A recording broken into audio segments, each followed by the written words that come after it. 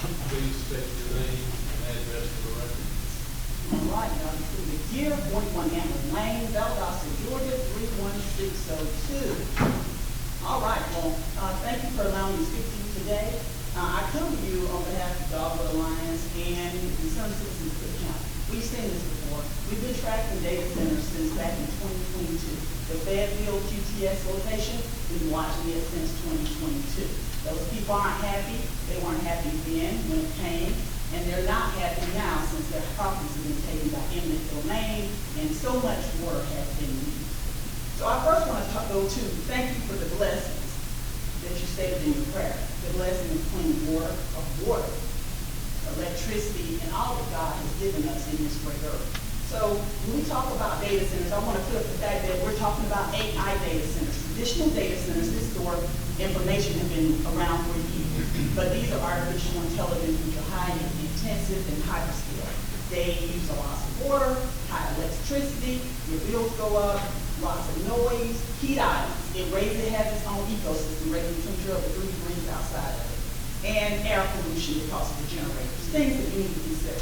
We have 159 counties in the state, and right now there are 103 proposed and planned data centers and 76 being proposed right now and counting.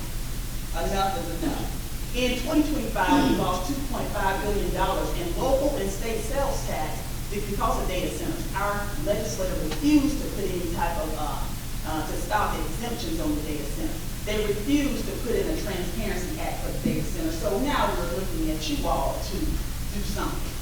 Since we fought for the Okefenokee swamp and the things what people have been doing to protect it, it took UNESCO World Heritage standing to protect it, something that we hold so dear, but yet we couldn't expect man to protect that precious Blackwater swamp because we would rather it be mined for economic progress, but for whom?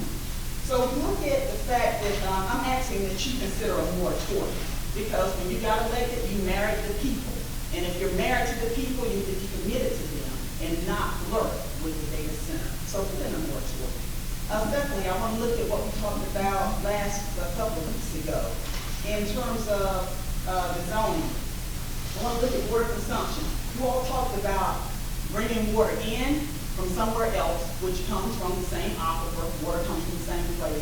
It's not isolated.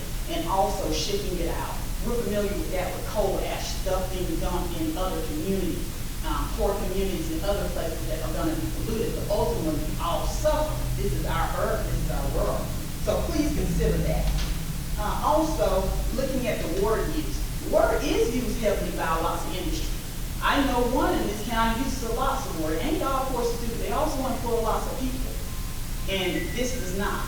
Up to 30 people in a McDonald's. And then we start talking about the skill set of who actually will work here. Who's going to benefit special interests? People who own electrical companies, people who own AC companies. Who's going to benefit? All right, and lastly, we work with Clip Tornado, Georgia. Big issue.